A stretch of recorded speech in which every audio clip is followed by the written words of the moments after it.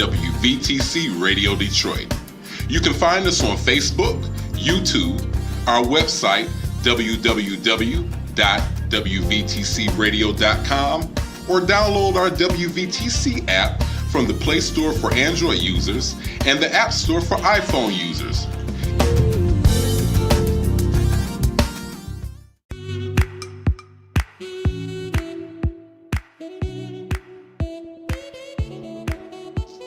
Thank you for tuning to WVTC Radio Detroit and the Community Bell Show with your host, former Wayne County Commissioner, Edna Bell. Stay tuned for insightful information Detroiters will find valuable. Text a friend and tell them to watch with you for news you can use. And now, your host, Edna Bell.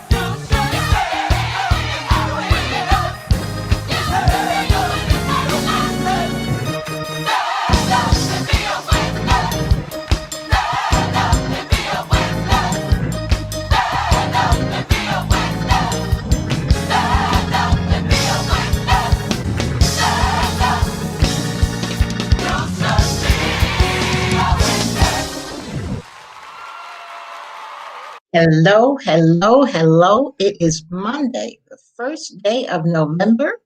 It's 4 o'clock. It's Monday, so it must be the Community Bell Show. Thank you so much for joining me. You know, I'm always pleased to see so many of you tuning in to get the information that we provide to you. It's always good information that people just need to know. So we're just happy to be here on this wonderful Monday. It's a little chilly outside, but it isn't cold yet, so that's a blessing. So the first thing that we're going to talk about today, we are going to talk about HBCUs. And what are HBCUs? They are historically Black colleges. And I had the pleasure of attending a homecoming from one of the nation's largest historically Black college and one of the best historically black colleges. Now, I'm probably a little biased because my oldest daughter, chair of the Wayne County Board of Commissioners, Alicia Bell, graduated from from Florida A&M University. My second daughter, Sonia Johnson, graduated from Hampton University. So I've got two historically black college alumni in my family. But I've got to tell you, we went to Tallahassee, Florida last week, last Thursday through Sunday. It was quite incredible.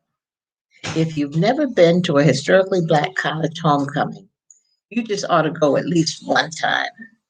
This was an incredible experience.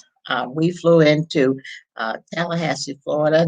One of the best parts about it was the airport was nice and small. And you know how in big airports, you rent a car and you got to go miles and miles and get on a shuttle and have the shuttle take you some more miles and do all of this driving to get to rent a car.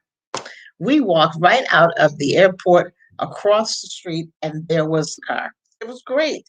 But in any case, back to HBCUs, historically black colleges. Florida A&M had a simply magnificent homecoming this past weekend. We got there on Thursday.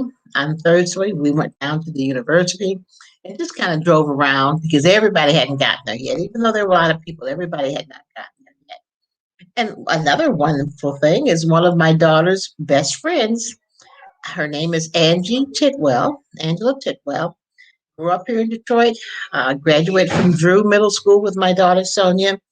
She went to Renaissance High School. Sonia went to Cass. They still remain very, very good friends. Angie went on to graduate from Florida A&M, but now is a professor at Florida A&M. Isn't that something? She is a professor in the School of Business and Industry, which is a renowned school across the nation for producing business students that everybody wants to get. And so those young people have internships everywhere across the country. And so it was a great weekend to spend at Florida A&M University and see their homecoming, to visit Miss Angela Tidwell, and she has adopted a son, and her little son even was with her. He's 4 years old. He is just a sweetheart. So we had a chance to visit with Angie, and she talked about the things that go on in the School of Business and Industry at Florida A&M, where my daughter Alicia graduated from, and the internships are still going on. She had internships at Boston College and Dow Chemical, and just all over the country. A good place to be. So, homecoming, Friday. We went over to the campus, and they had this big event where they were opening a new amphitheater. The amphitheater was donated by one of its graduates. His name is Will Packard. I didn't know who Will Packard was, but my kids knew who Will Packard was. He is a graduate from the engineering school at Florida A&M University, but he is also the producer, director of, what is it, Girls Vacation.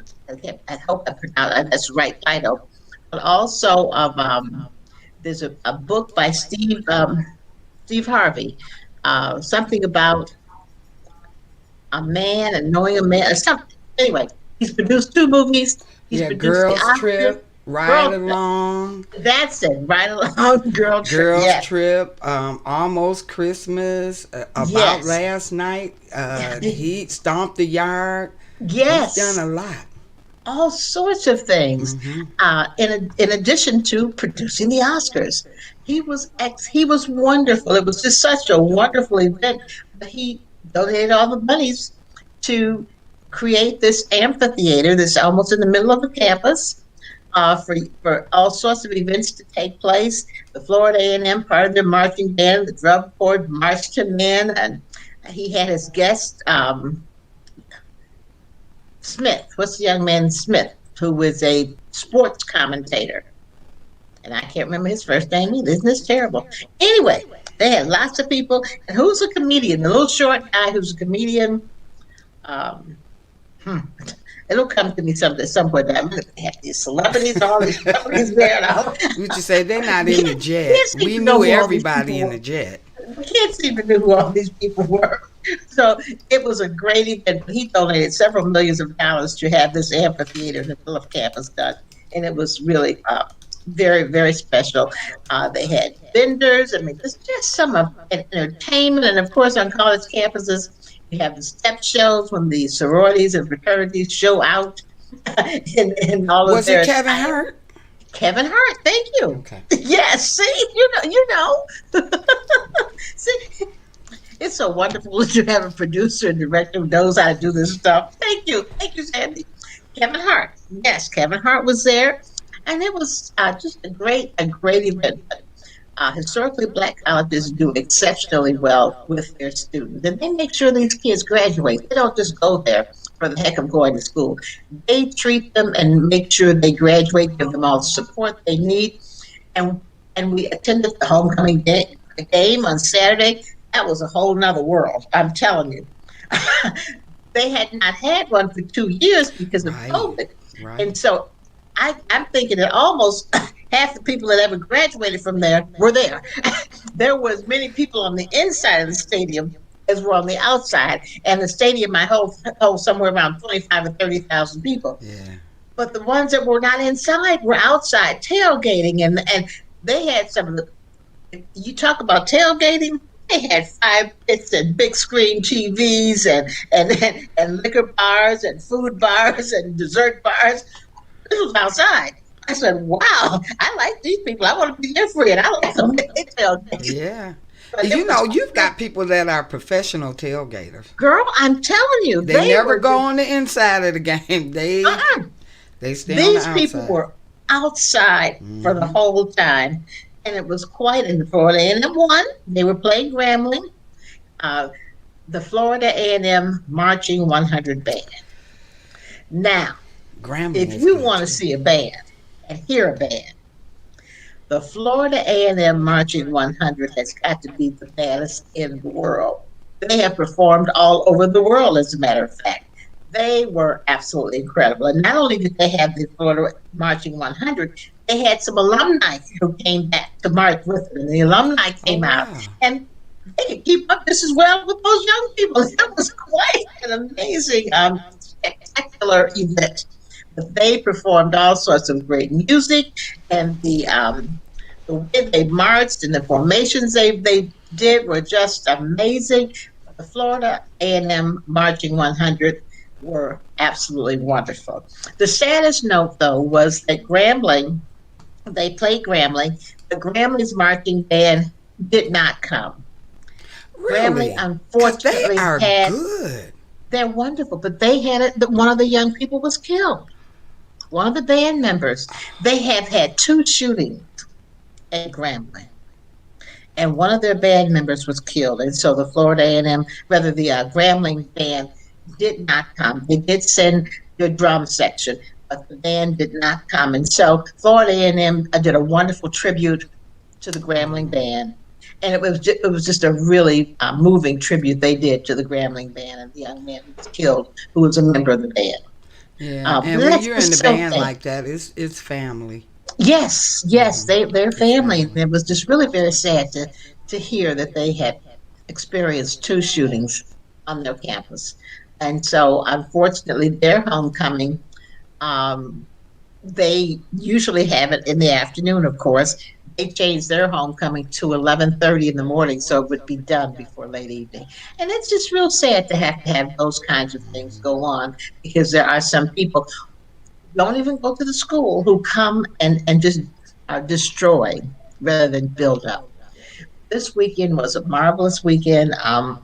With Florida A&M, the kids had a chance to look at the school and look. They even have a Chick-fil-A on the campus in one of the places where they can eat. Oh, wow. They got a Starbucks. I'm thinking, they're on a college campus? Oh my goodness. But they had all sorts of things, and it was funny that Alicia was saying, well, the Chick-fil-A, where the places where you eat, was where her first dorm was when she was a freshman. They had torn her dorm down. It's been so Oh, long wow. ago. Really? And now it's a food court. it was really just a great experience. And the neat part about it, she got interviewed by one of the TV stations, the local ABC Channel 7 station interviewed her. So it was all over TV on the news Well, she's a that evening. distinguished alumnus. So we were just really excited Hmm. to be in Florida A&M's campus and let the grandkids see what a campus looks like.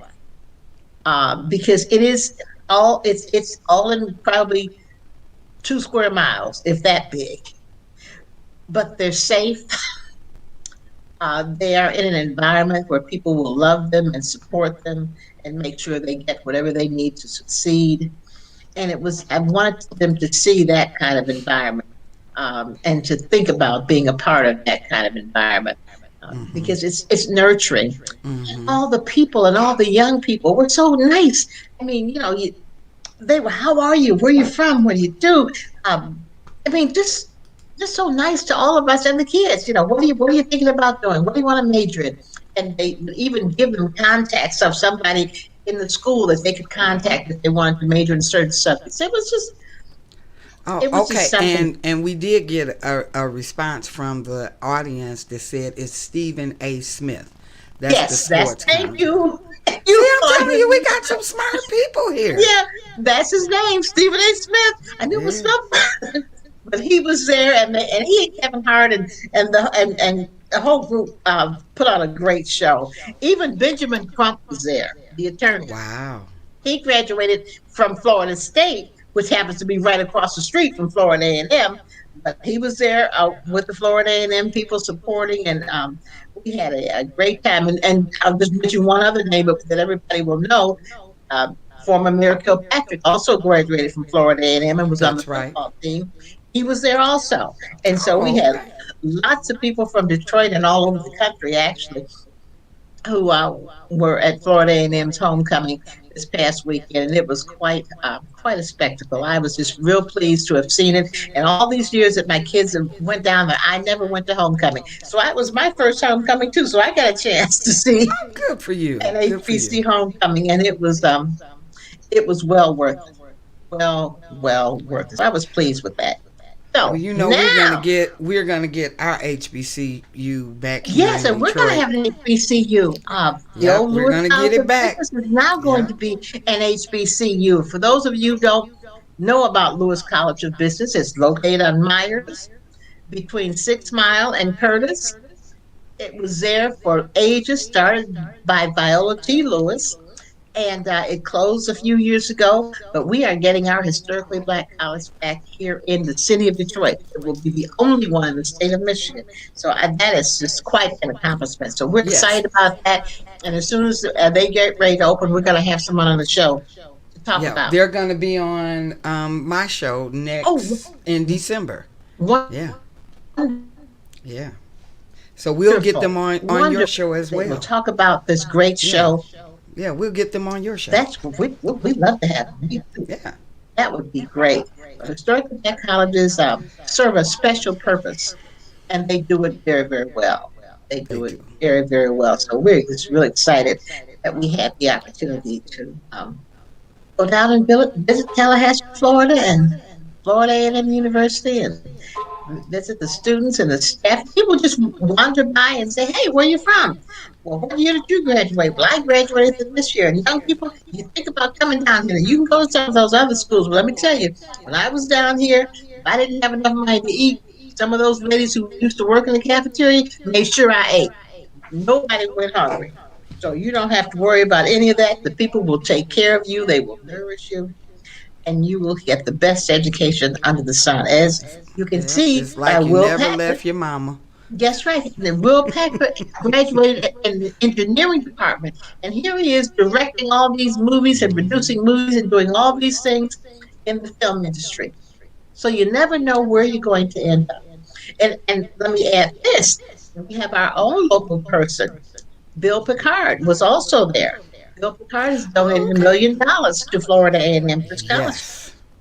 And he was there because during halftime and during the game, every time there was a break, they would bring out those people who have been donated money for scholarships and to help students. And he was one of those they brought out to talk about what he did and how he donated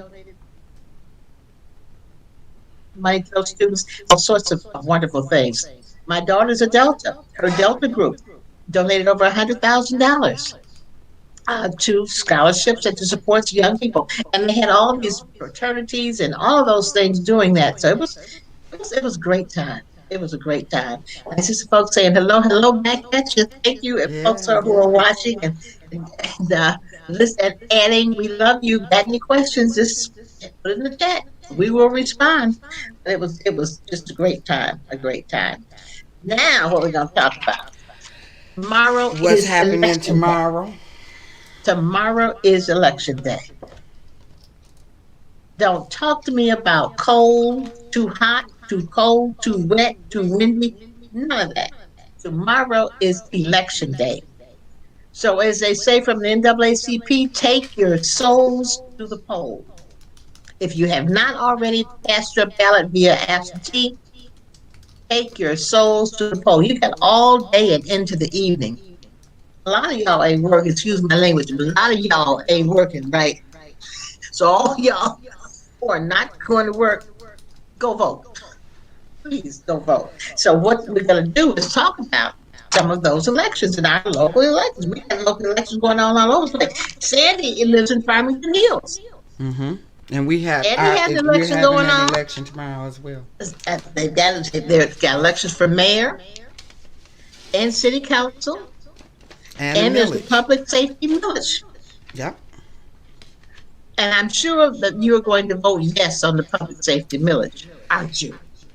Yeah.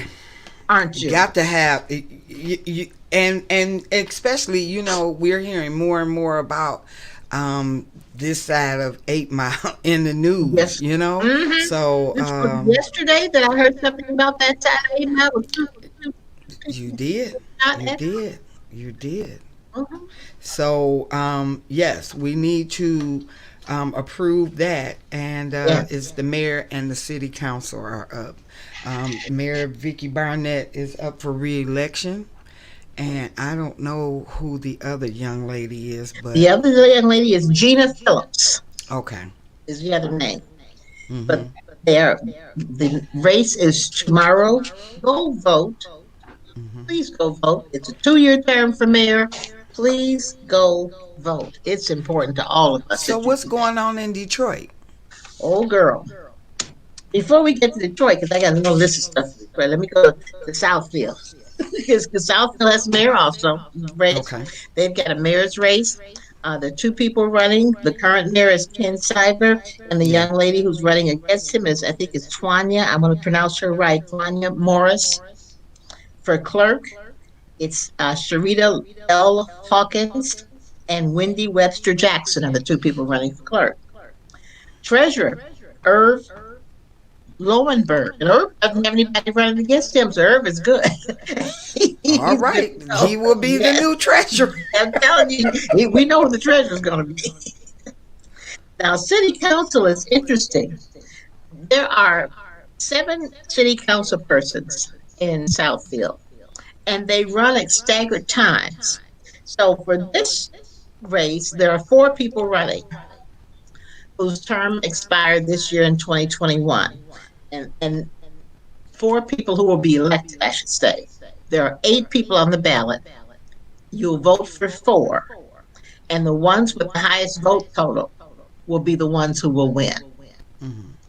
Now, the 4 people running are Charles Hicks, Jason Hoskins, Michael Ari Mendelbaum, Robert Vance Patrick, Jay Reed, Lenny Taylor, Lloyd Cruz, and Ryan Scott Foster.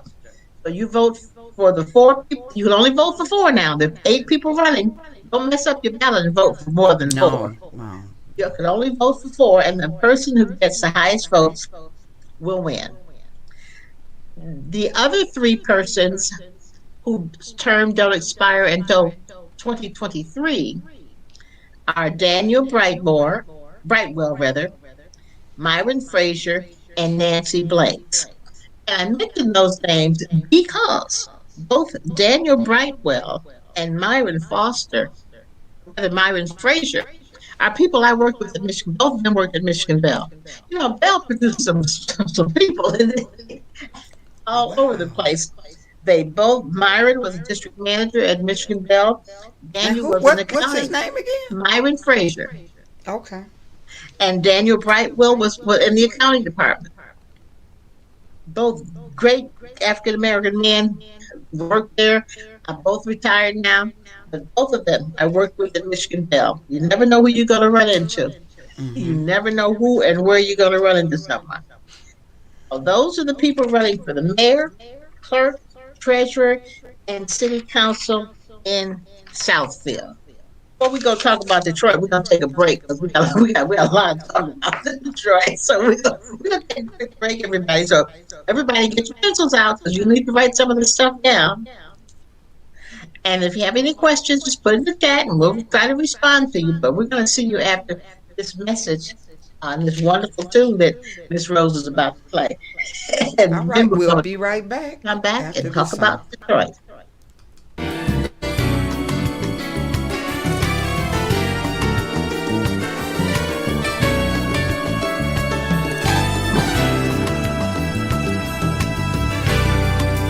There is not one concern that the Lord will not share. There's not one heavy burden that God cannot bear.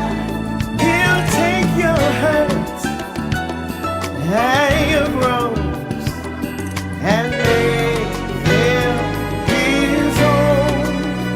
Come what may, you will overcome. Lift up your head, dry your eyes, know that you're not alone. Lift up your head, be encouraged, your deliverance soon will come. It's closer than you think. You're just at the I'll call brink out when you're ready for you. of victory. You will overcome. Well, I've been through the storm, through the rain. The Lord has never left me. He remains the same. He's opened up doors that I could not see. The Lord has been a blessing. He has kept me safe. In His word, He has given us restoration. You will overcome. You will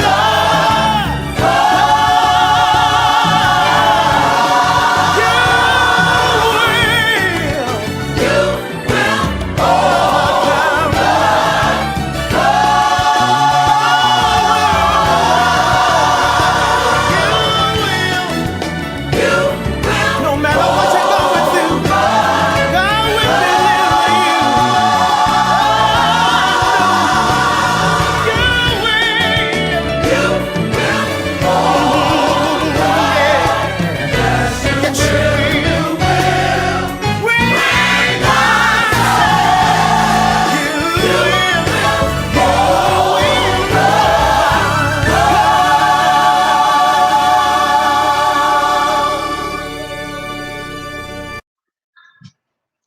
We are back. We're back. You're back to the Community Bell Show. It's 4 something now, 4:30, 4:29, and it's Monday. So it's got to be the Community Bell Show on WVTC Detroit. Welcome back. Welcome back.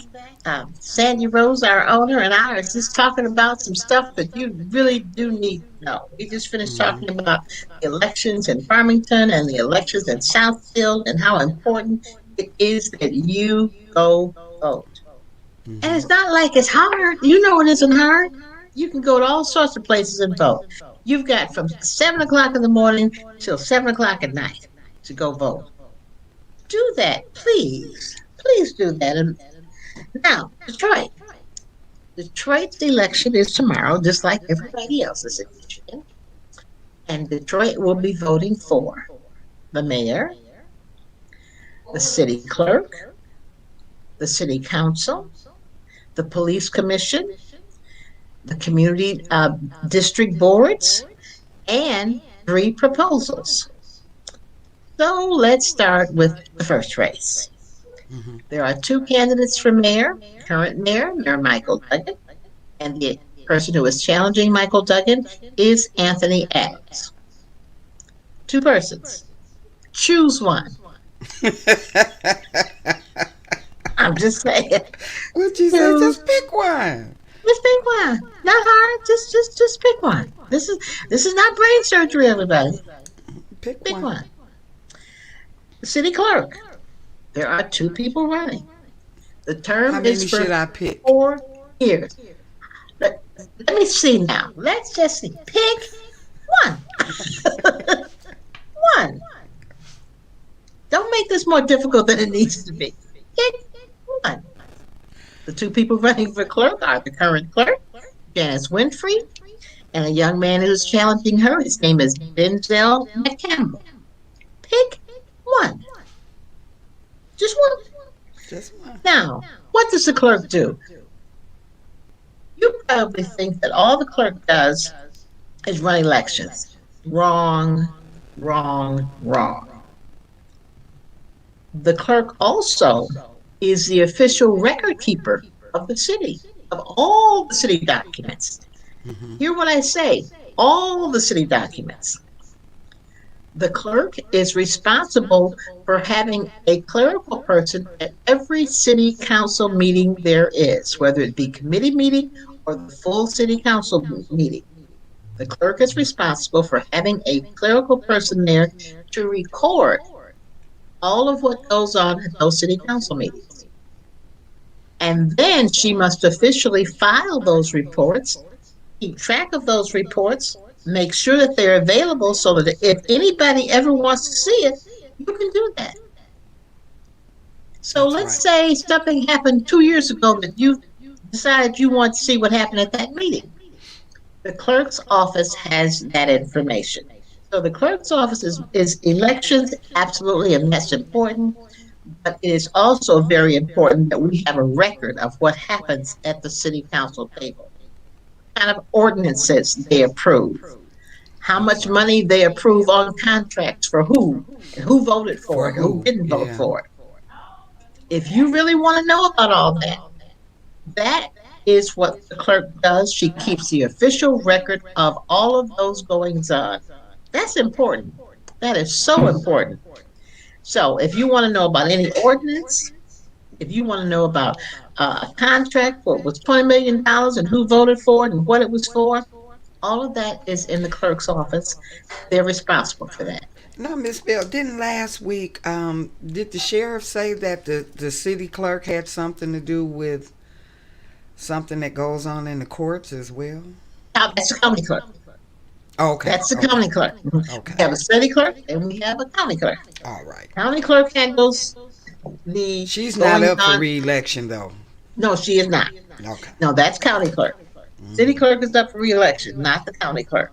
Okay. But that and the city clerk keeps track of all that too from the city court, which is the The 36th district 36th court. district. Right. Now she has responsibility for that. So 2 separate courts, 2 separate entities, city and the county. Now let's talk about city council. There are 9 city council persons. They have 4-year terms. They are all elected at the same time. Up until 4 years ago, they were elected all at large. Mm-hmm. They changed that, and now they are elected 7 by districts, 2 at large. The two at-large people currently are the president, Brenda Jones, and the other city at-large person is Janae Ayers. Brenda Jones elected not to run this time. Janae Ayers is running. And so when you see the names down for the at-large position for city council, you will see an I behind Janae Ayers' name. That means she is the incumbent. You will not see that behind anybody's name, anybody else's name, because that's the only incumbent running. So let me tell you who these people are that are running. Janae Ayers, Nicole Small, Mary Waters, and Coleman Young III. I'm sorry, the second. Coleman Young II. Those are the four people who want the two seats that are available for city council at large. Now, here we go. Here we go. There are Here we go. 4 seats. Vote for 2. 2. Whatever 2 you think will represent your interest best, vote for those 2 people. Janae Ayers, Nicole Small, Mary Waters, Coleman Young II. 2, not 3. 2. Now you can vote for 1 if you want. If you want. And Google them. But 2 people will be elected. 2 of those 4 people will be elected to be city council people at large. And when you say it, we say at large, that means they represent the whole city. They don't represent one district, they represent the whole city. Now, the other 7 are also up for election. There are, and you would think that because there's 7 districts, there would be 14 people. Not so. Not so. District 1, James Tate and Crystal LaRosa. Next to James Tate's name, you will see an I because he is the incumbent. He is in District 1. District 1 is the west side of the city, the northwest side of the city. It is Rosedale Park, Grandmont, Prairie St. Mary, everything that goes all the way out to the end to 5 Points, which is where the city limit stops. 5 Points and 8 Mile, Cross Telegraph. All of that is James Tate's district, or I'm sorry, the District 1. James Tate is the incumbent running against Crystal LaRosa for that seat, District 1. District 2. District 2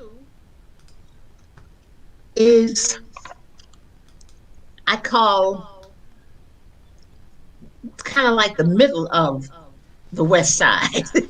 That's let's see, 8 Mile south to probably 5-6 Mile. That is Palmer Park, Grandmont, Bagley Community, Outer Drive, what's over there? The hospital. All of that is District 2. Roy McAllister is the incumbent, so there will be an I next to his name. The young lady running in that district against him is Angela Cawley, who is running for that seat in District 2. So that's Roy McAllister and Angela Cawley. So, yeah, as I said, Palmer Park,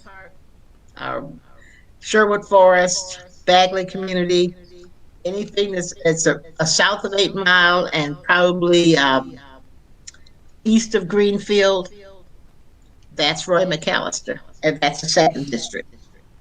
3rd district. This was interesting because the incumbent in this district is Scott Vinson. No one filed to run in that district against Scott Vinson. However, there are 2 candidates who are running as write-in candidates. And I did not put their names down. I apologize. But there are 2 young men who are running in that district as write-in candidates. Now, if you're going to have a write-in candidacy, know that you must spell the person's name correctly, and you must write the first and the last name. If you spell the person's name wrong, they will not get that vote. So check out the two young men who are running in that district. That is District 3. District 3 is Northeast Side. That is Pershing High School. That is Conant Gardens. That's Crans Woods. That's 7 Mile and Gratiot.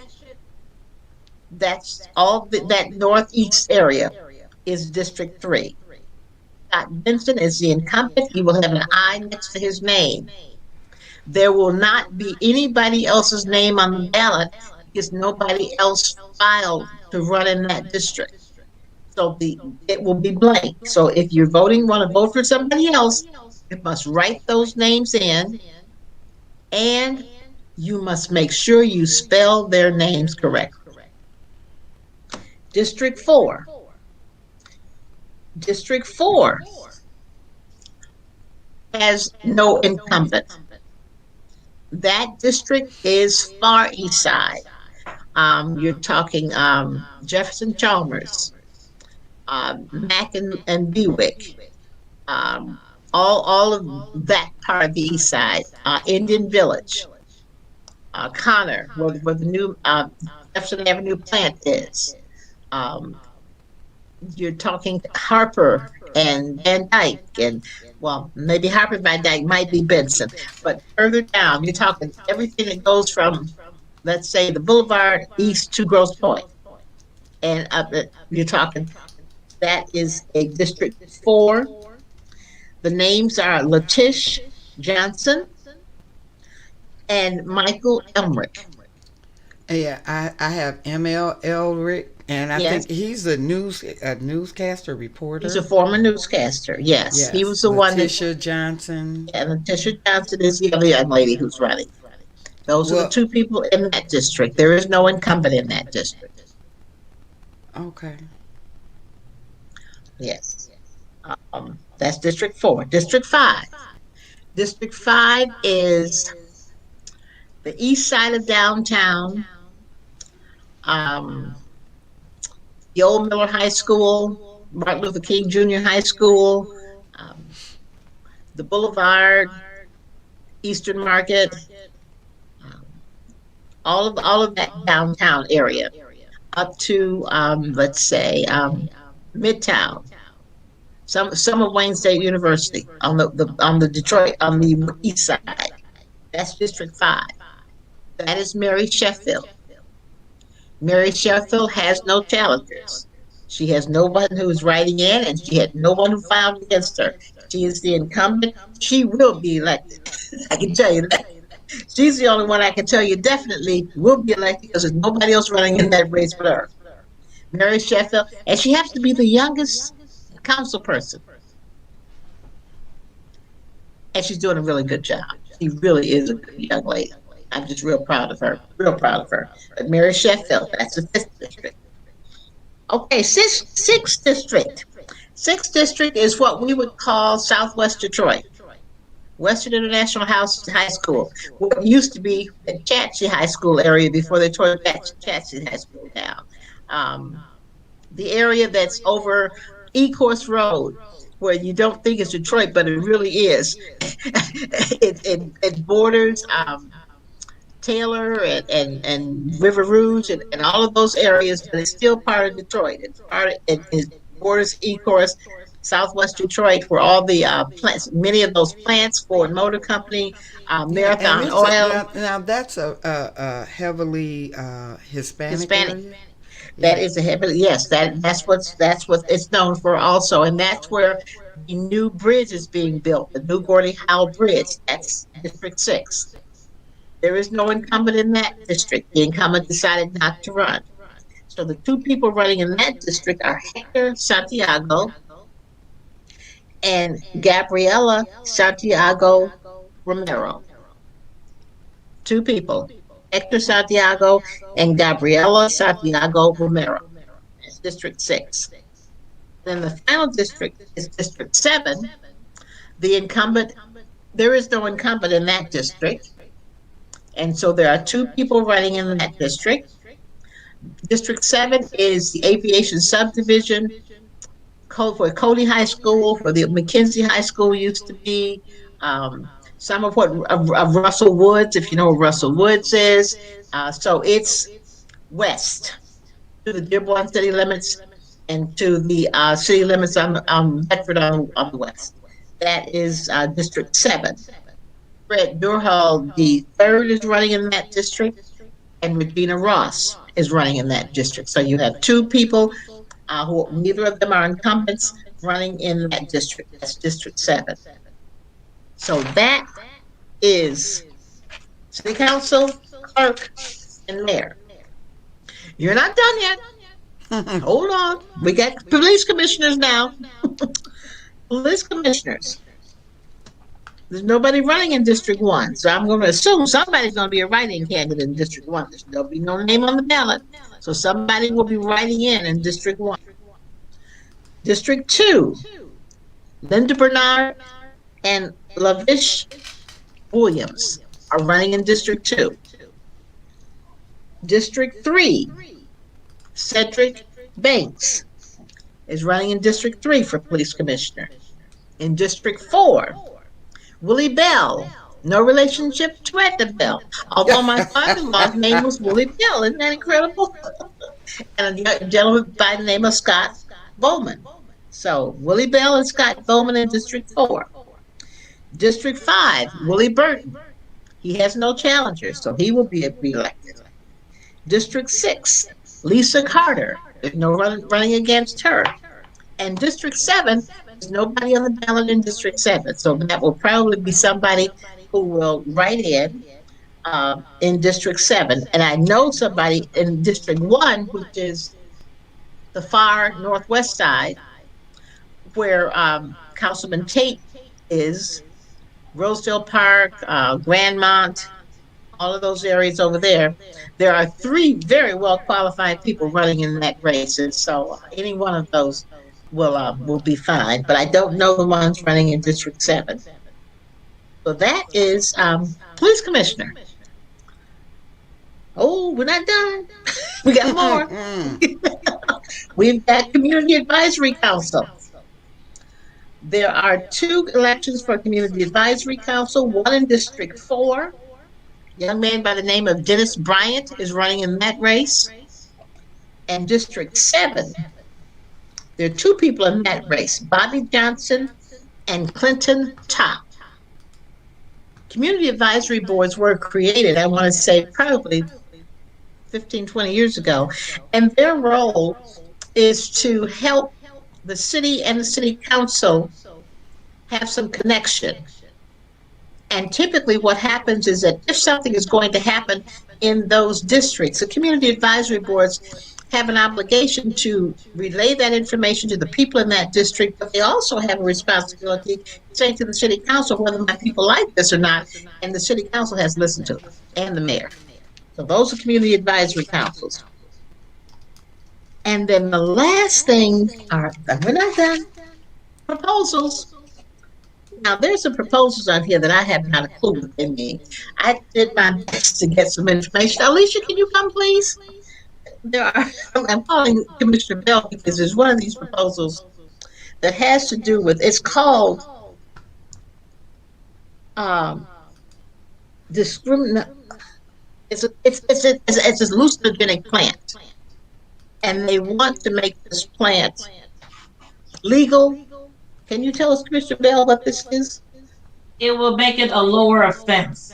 Like marijuana, they're not going to spend a lot of public safety time and energy in prosecuting and arresting people who may have this. So this makes it a lower offense drug. And it's called decriminalization of ethogenic plants.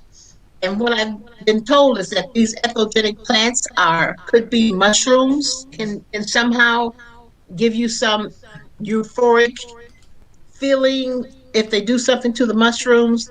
And so the proposal is don't spend a whole lot of police time arresting people for this. Yeah. That's the best I can figure. Yep, that's exactly the way it's portrayed, that they'll spend less time going through the criminal justice center with these illicit drugs. Okay, and then of course the last one is reparations. Reparations doesn't say we're going to do reparations. It simply says we want to put together a committee to study it, and that's okay.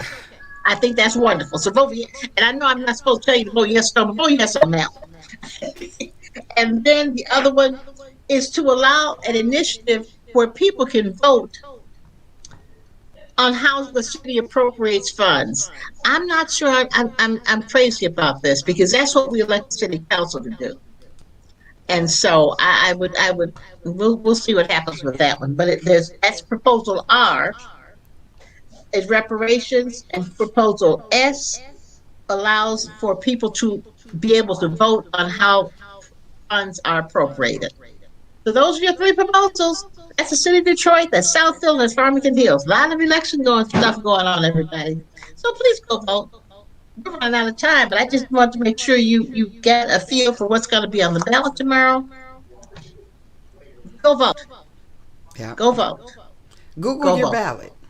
Just do it. Yeah. So you'll know what you're doing before you get in there. Yes. So look at it. So at least you have an idea of what you want to do. Mm-hmm.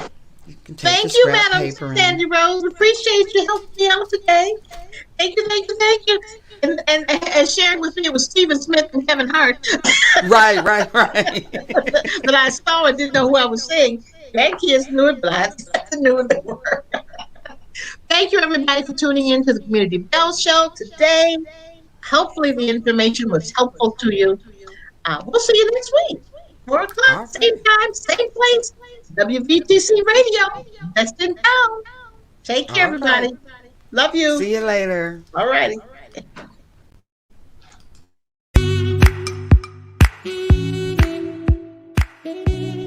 Thank you for listening to Community Bell with your host, former Wayne County Commissioner Edna Bell.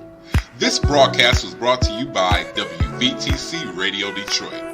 You can find us on Facebook, YouTube, our website, www.wvtcradio.com, or download our WVTC app from the Play Store for Android users and the App Store for iPhone users. If you've enjoyed this broadcast, tell a friend to tune in. We'll see you next Monday at 4 p.m. Eastern to the Community Bell Show, right here on WVTC Radio Detroit.